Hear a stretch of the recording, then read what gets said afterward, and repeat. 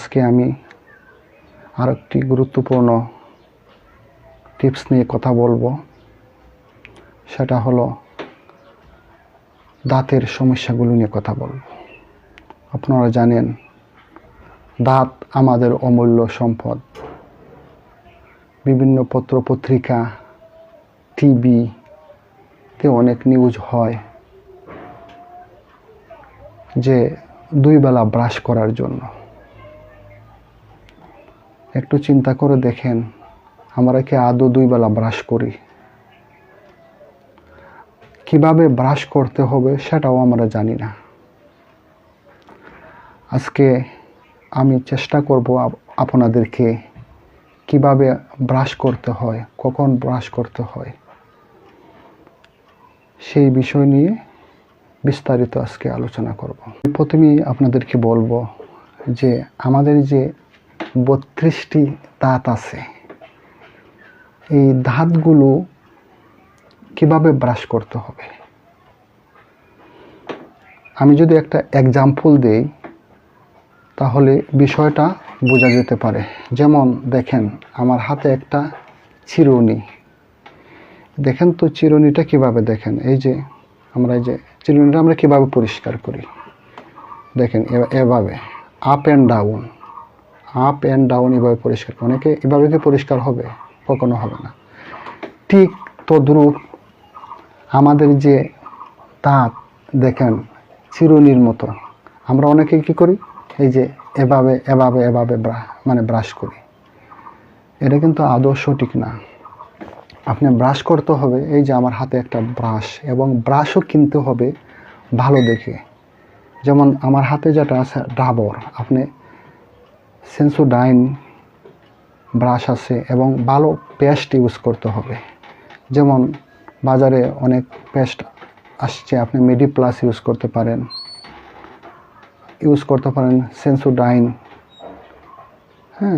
Use করতে পারেন। যেমন আমি বলছিলাম যে ব্রাশটা কিভাবে করতে হয়। দেখেন এই যে এভাবে আপ অ্যান্ড ডাউন, এভাবে না। দাঁত আমরা ব্রাশ করি, কখন ব্রাশ করি? অনেক সময় দেখা যায় রাত্রে, নিয়ম হলো সকালে নাস্তা খাওয়ার পরে, আর রাত্রে খাওয়া দাওয়া শেষে ঘুমাবার আগে। যখন আপনি ব্রাশ করবেন তখন আপনি অন্য কোনো কিছুই আপনি খাবেন না। মানে একদম প্রয়োজনে আপনি একটা গ্লাস পানি খেতে পারেন। ঘুমানোর আগে পানি খাওয়াটা খুব ভালো। আপনি ব্রাশ করে প্রতিদিন আপনাকে ব্রাশ করতে হবে। কিন্তু আমরা এমন, দাঁত থাকতে দাঁতের মর্ম আমরা বুঝি না। যখন দাঁতটা ভেঙে যাবে তখন বুঝবেন যে কত কষ্ট এবং খুব ব্যয়বহুল দাঁতের চিকিৎসা। আপনি জানেন যে নিয়মিত যদি দাঁত ব্রাশ করা না হয় তাহলে দাঁতের মধ্যে কি ল্যাকটিক অ্যাসিড জমে, যেটা পাথরের মতো হয়ে যায় দাঁতের মধ্যে। তখন সময় স্কেলিংয়ের প্রয়োজন হয়। আপনি যদি প্রথম থেকে আপনার সন্তানকে, আপনি নিজে, পরিবারের সবাই যদি আমরা প্রথম থেকে নির্ধারিত সময়ে প্রতিদিন আমরা এভাবে করতে পারি, একটা রুটিন করতে পারি, নাম্বার 1, নাম্বার 2, নাম্বার 3, নাম্বার 4 এভাবে দিয়ে, যে প্রতিদিন আমরা কি করব। আপনি জানেন মানুষের অমূল্য সম্পদ হলো সুস্থ থাকা। আপনার কোটি কোটি টাকা আছে, লক্ষ লক্ষ টাকার মালিক আপনি, কিন্তু আপনি অসুস্থ, আপনার টাকা কোনো কাজে লাগবে না। আপনি টাকা দিয়ে কী করবেন যদি আপনার শরীরটা সুস্থ না হয়? এই জন্য টাকার পাছে না দৌড়াইয়ে আপনি আপনার নিজের জীবনটা কিভাবে পরিচালিত করবেন সেই দিকটা একটু বিবেচনা করেন। যেমন আমি বলছিলাম যে ঘুম থেকে উঠি, আমার প্রধান কাজ হলো আমি নাস্তা করব, হাত মুখ ধোবো, নাস্তা করব। নাস্তা করার পরই যে 2 নম্বরে দেখবো যে না, আমাকে ব্রাশ করতে হবে, আমি ব্রাশ করব।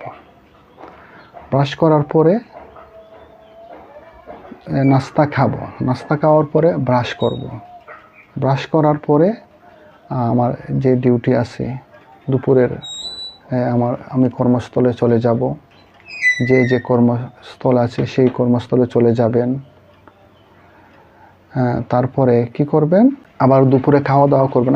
আমরা কি ভুল করি, একটা ভুল কীরকম করি যে আমরা একটু পরপরই শুধু খাবার খাই। ওটা আদৌ করবেন না, আপনি নির্ধারিত সময়ে খাবার খাবেন।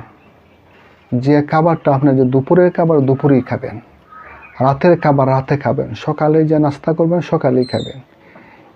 এর ভিতরে আপনার কিছু খাবেন না। তখন দেখবেন আপনি যদি একটু পরপর খান তখন তো আপনার দাঁতের চিপাবে, আপনার খাবারটা লেগে যাবে, আপনি পানি খান না। প্রচুর পরিমাণে পানি খেতে হয়। একজন সুস্থ, আপনারা জানেন, একজন সুস্থ সবল মানুষের জন্য 7 থেকে 8 লিটার পানি খেতে হয়। কিন্তু আপনি দেখেন তো কয় লিটার পানি খাইছেন আপনি। যা হোক, ভিডিওটা লম্বা হয়ে যাবে। আমি চাচ্ছি যে সংক্ষিপ্ত সময়ের মধ্যে যে এটা শেষ করার জন্য। আমি যেটা বলছিলাম যে দাঁত আমরা যে ব্রাশ করি আপ অ্যান্ড ডাউন এভাবে ব্রাশ করতে হবে। ব্রাশ করার পর আপনি কি করবেন, এই দেখেন, এই যে দুটা আঙ্গুল দেখে কি করবেন, প্রত্যেকটা দাঁত আপনি গণবেন। জামি আছে না, জামির মধ্যে আপনি এভাবে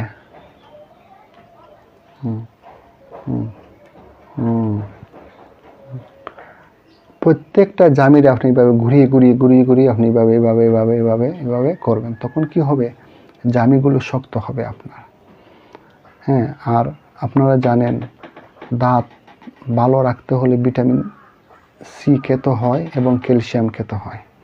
তো ভিটামিন সির কাজটা হলো আপনাকে প্রতিদিন কিছু না কিছু ভিটামিন সি আপনি খাবেন।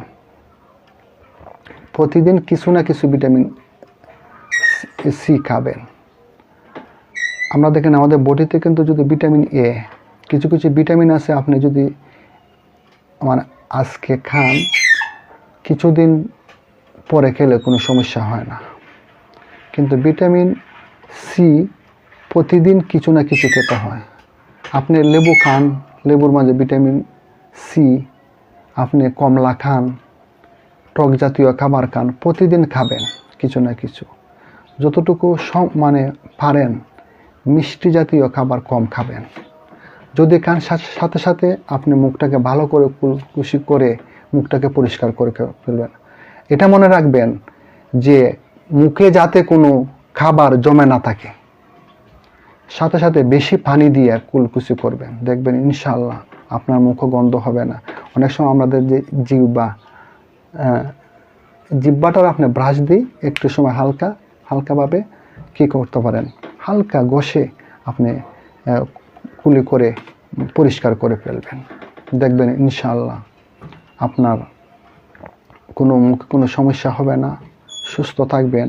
আর যদি আপনি সুস্থ থাকেন, মুখ সুস্থ থাকে, কারণ যত খাবার আমরা খাই সব খাবার কিন্তু মুখ দিয়ে আমাদের পাকস্থলীতে পেটে চলে যায়। যাওয়ার সাথে সাথে পাকযন্ত্র আছে আমাদের পেটের ভিতরে। পাকযন্ত্রগুলোর কাজ হলো হজমকরণ। আপনি যদি দাঁত দিয়ে ভালো করে চিবিয়ে না খেতে পারেন তখন আপনার হজমে ত্রুটি হবে। তখন দেখেন আপনাকে প্রত্যেকটা নিয়ম, দিন সূর্য প্রতিদিন পূর্ব দিকে উঠে পশ্চিম দিকে অস্ত যায়, নিয়মের কোনো ব্যতিক্রম হয় না তার। প্রকৃতির মাঝে নিয়মের কোনো ব্যতিক্রম নাই। কিন্তু আমি আশরাফুল মাকলুকাত, আল্লাহ সৃষ্টির সেরা জীব হিসাবে আল্লাহ আমাদেরকে পৃথিবীতে পাঠিয়েছেন, কিন্তু আমরা কোনো নিয়ম, আমাদের মাঝে কোনো ডিসিপ্লিন নেই। আশা করি যদি আপনাদের কোনো বড় ধরনের সমস্যা হলে আপনারা সাথে সাথে ডাক্তারের শরণাপন্ন হবেন। কারণ একটা দাঁত যখন ভেঙে যায়, আপনি যদি সাথে সাথে ডাক্তারের কাছে না যান, অনেক ধরনের ফিলিং আছে, অনেক ধরনের ক্যাপ পরানো যায়, অনেক কিছু দাঁতের ডাক্তার যারা আছেন ওনারা করে দিবেন। আপনি যদি লেট করেন তাহলে ওইটার মধ্যে আবার দেখবেন অনেক ধরনের খাবারটা জমে থাকবে, আস্তে আস্তে ইনফেকশন হবে, ঘা হবে, তখন সময় চিকিৎসা অনেক ব্যয়বহুল হবে। তাই আমরা যদি, একটা কথা আছে যে প্রতিকারের চেয়ে প্রতিরোধই উত্তম। আমরা যদি রোগটা না আসে সেই ব্যবস্থা করি তাহলে তো আমাদের ডাক্তারের কাছে যাওয়ান লাগবে না।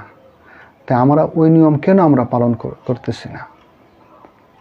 তখন বুঝবেন যে আপনি যে টাকার পাশে দৌড়েন, যদি আপনার অসুখ হয়, বড় ধরনের অসুখ হয়, তখন দেখবেন আপনার বাড়ি গাড়ি সব কিছু বিক্রি করেও আপনাকে বাঁচানো সম্ভব হবে না।